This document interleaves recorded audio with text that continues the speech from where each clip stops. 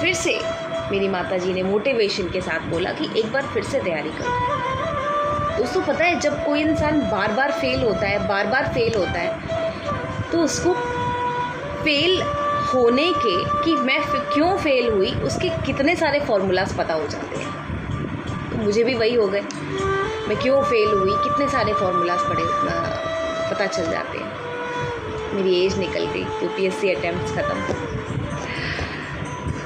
अब फिर से यही कि अब मैं क्या करूँगी। अब तो सपना भी चला गया, अब तो अटेम्प्ट्स भी ख़त्म हो गए, सब कुछ फिनिश हो गया। अब फिर मैं एक दिन मंदिर में बैठी, शिव मंदिर हमारे घर के पास है। वहाँ पे मैंने 4 घंटे बिताए और 4 घंटे बिता के मैंने देखा जितने भी चिड़िया, जितने भी जीव जंतु हैं, सबको कौन पाल रहा है? क्या किसी का घर है? अगर घर है तो खुद बनाया है। सबको कौन देख रेख कर रहा है? क्या उनको तनख्वाह मिलती है? क्या उनको कुछ खाना मिलता है? नहीं। कौन देख रहा है उसको? भगवान ही तो देख रहे हैं। और कौन देख रहा है? पूरी सृष्टि चला कौन रहा है? अरे कोई तो होगा जो जब चाहता है एक्सीडेंट हो जाता है, जब चाहता है इंसान मर जाता है, जब चाहता है बोलता हुआ इंसान मर जाता है, जब चाहता है कि शादी के मंडप पे दूल्हे जा रहे हैं और मर जा रहे हैं। जब ये सब चीज़ देखी, ये सब चीज़ पढ़ी तो पता चला कि यार इसके पीछे कोई इंसान नहीं हो सकता, इसके पीछे क्या हो सकता है। अब उस रीज़न को जानने के लिए मैंने अपनी सफ़र शुरू कर दिया। एक ऐसा सफ़र जो सफ़र यूपीएससी की पढ़ाई से मिला हुआ भी था और उससे जुदा भी था। उससे मैंने एक चीज़ सीखी, एक चीज़ ये सीखी कि भौतिक पढ़ाई और आध्यात्मिक पढ़ाई, हम लोग आध्यात्मिक पढ़ाई को छोड़ रहे हैं और भौतिक पढ़ाई को पढ़ रहे हैं। तो आध्यात्मिक विकास मतलब अंतर्मन का विकास कैसे होगा। आप एक बात समझिए कि जब कोई नॉर्मल से परिवार से पला हुआ बच्चा आगे ऑफिसर बन जाता है तो what was the reason behind it. Reason ये कि उसका ऑरा स्ट्रॉन्ग है। रीज़न ये कि वो इस जन्म में उसने जो कर्म किए या फिर वो पिछले जन्म से जो बैगेज लेकर आया कर्मों का, वही उसको प्राप्त हुआ है। उसमें कोई बड़ी बात नहीं है। उसमें ये सिस्टम बिल्कुल नहीं लग जाता कि उसने मेहनत करी। अरे एक 10 साल फेलियर जो इंसान यूपीएससी की एग्ज़ाम 10 साल से दे रहा है, जो अभी प्रॉब्लम्स चल रही हैं, और जो एक इंसान जिसने एक पहली बार में क्लियर कर लिया, उसकी तरीक़ों में फ़र्क है क्योंकि वो उसकी प्रैक्टिस सालों से कर रहा है।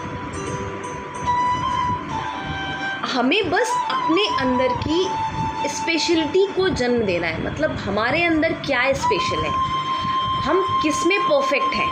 ऑफ कोर्स हम एक किसी चीज़ में बहुत परफेक्ट होते हैं। अब वो चाहे आप हॉबी बना लीजिए, चाहे उसको अपनी एम्प्लॉयमेंट का ज़रिया बना लीजिए, कुछ भी बना सकते हैं आप। तो मैंने एस्ट्रोलॉजी, कुंडली, हस्त विज्ञान, ऑकल्ट साइंस से रिलेटेड जितनी भी चीज़ें हैं जो कर्मा को बताते हैं, जो पास्ट लाइफ से बताते हैं कि आखिर ऐसा क्या है जो मेरी किसी भी चीज़ में बाधक है।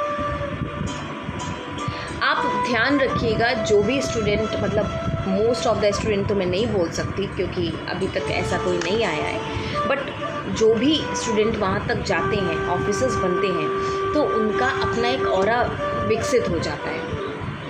वो बना लेते हैं, अपनी गुड डीड से बना लेते हैं, अपने पुण्य कर्मों से बना लेते हैं, तो वो पुण्य कर्म उन्हें सफलता के रूप में मिलते हैं। सफलता मतलब खुशी, खुशी मतलब विश्वास।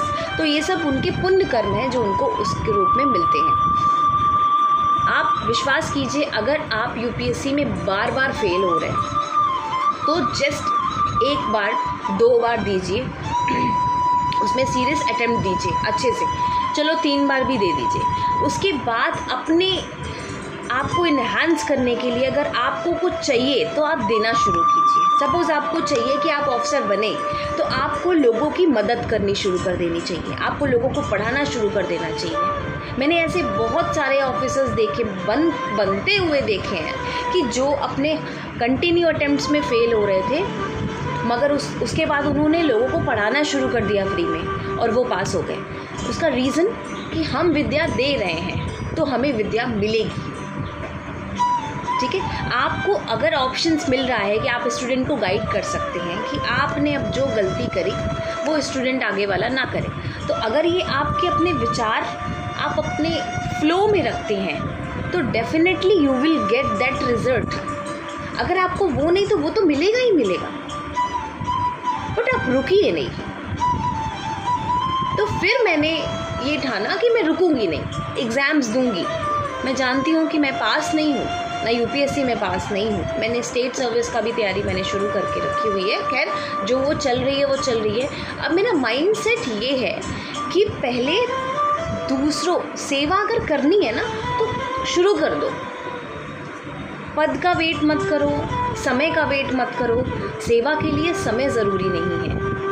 अब और जो लोग यूपीएससी में लाल बत्ती, नीली बत्ती और बंगलों, पैसा, सुख सुविधाओं के लिए वो नौकरी करना चाहते हैं, तो प्लीज़ वो नौकरी उनके लिए नहीं है। ये मैं नहीं हूँ तब भी मैं बता सकती हूँ कि वो नौकरी उनके लिए नहीं है। वो नौकरी सिर्फ उसी के लिए है जिसका एम्बिशन पक्का होगा, पहली बात, जिसका पुण्य कर्म का संचय बहुत होगा, दूसरी बात, तीसरी बात, जिसकी सोच अपने घर के लिए